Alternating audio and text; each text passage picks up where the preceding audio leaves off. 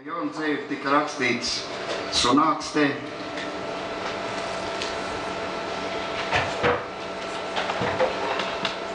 Iedomājieties tādu skatu. Mēs ejam par galvenajām durvīm iekšā baznīcā. Mēs redzam salauztu altāru, sētiņu, kas ir puslauzta un augšā viss kokriezi un tāda pusalauzīt un tāda pusķieģelīšu stāv, ar ko mest. Stabulas nav. Ērģeles arī izdemolētas. Un tad jau nerakstās tādas gaišas dziesmas. Tad rakstās apmēram tādas.